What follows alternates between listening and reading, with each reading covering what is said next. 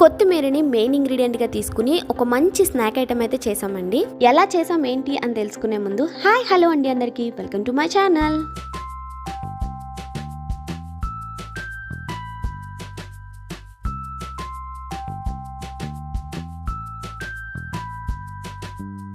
ముందుగా ఇంగ్రీడియంట్స్ ఏంటో చూసేద్దామండి.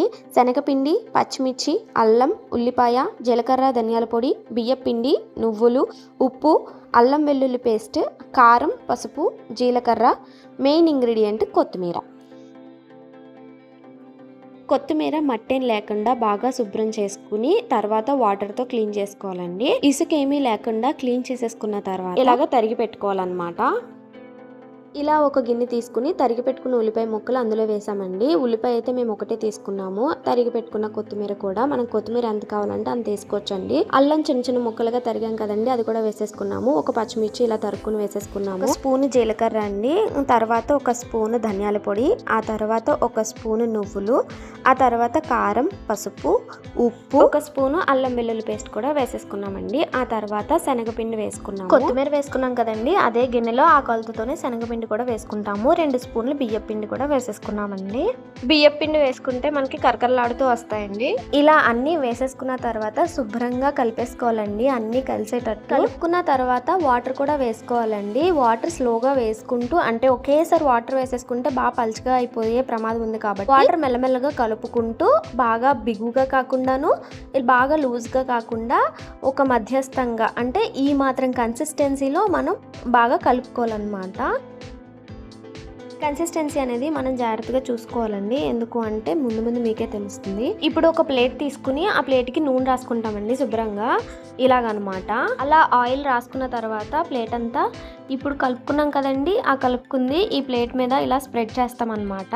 మనం ఎందుకు కన్సిస్టెన్సీ చూడాలి అన్నానంటే ఇందుకోసమేనండి. పలుచగా చేస్తే మాత్రం మొత్తం జారిపోతుంది కదా, సో ఇలాగా మీడియం కన్సిస్టెన్సీలో మనం కలుపుకోవాలి.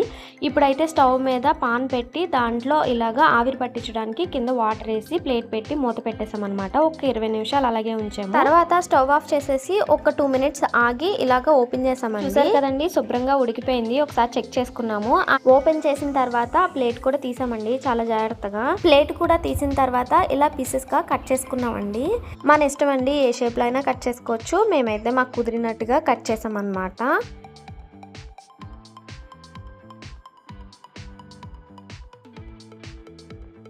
చూసారు కదండి, చక్కగా ముక్కలు అయితే చేసేసుకున్నాము. ఇప్పుడైతే కొంచెం ఇలా నైఫ్తో ఇలా అంటే చాలండి, మనకి ముక్కలన్నీ చక్కగా విడిపోతాయి అన్నమాట. ఇంకా అవి అలా పక్కన పెట్టేసుకుని స్టవ్ మీద ఒక మూకిల్లో ఆయిల్ వేసుకుని అది పక్కన వేడవుతూ ఉందండి.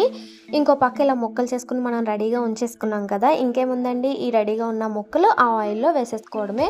వేసేసుకుని బాగా మంచి రంగు వచ్చేంత వరకు వేపుకోవాలండి శుభ్రంగా. సాయంత్రం వేళలో తినడానికి ఇది చాలా మంచి స్నాక్ ఐటమ్ అండి. కారంగా తినాలనుకునే వాళ్ళు, కొత్తగా స్నాక్ ఐటమ్ ట్రై చేయాలి అనుకునే వాళ్ళకి కూడా చాలా మంచి డిష్ అండి. ట్రై చేయండి, ఖచ్చితంగా ట్రై చేసి ఎలా వచ్చింది ఏంటి అనేది నాకు కింద కామెంట్స్ లో చెప్పండి. ఒకసారి నా ఛానల్ ని విజిట్ చేయండి, నా వీడియోస్ అన్ని చూడండి. చాలా ఇంట్రెస్టింగ్ వీడియోస్ ఉంటాయి. గార్డెన్ వీడియోస్ కానీ ఇలా కుకింగ్ వీడియోస్ కానీ చాలా మంచి మంచి స్నాక్స్ కానీ కర్రీస్ కొత్తగా ట్రై చేసామండి. ఖచ్చితంగా చూడండి. మీకు నచ్చితే మాత్రం ఖచ్చితంగా సబ్స్క్రైబ్ చేయండి. ఇంకా ఒకటెనకాల ఒకటి వేసేసుకుంటామండి. వేసుకున్న తర్వాత మంచిగా దోరగా వేగిన తర్వాత ఇలాగ ఒక ప్లేట్లోకి సర్వ్ చేసేసుకున్నాము.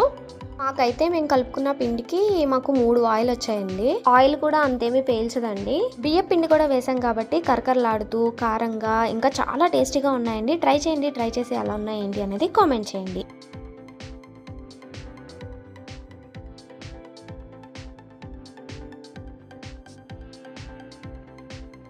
అంతేకాదండి, నా ఛానల్కి ఇంకా సబ్స్క్రైబ్ చేసుకోకపోతే ఖచ్చితంగా చేసుకోండి. ఒకటి మీకు విరిపి చూపిస్తానండి. చూసారు కదా, చక్కగా ఉడికిపోయింది ముక్క అయితే. అంతేనండి, కొత్తిమీర వడియాని ట్రై చేయండి తప్పనిసరిగా. Thank you so much. Bye. Don't forget to subscribe to my channel.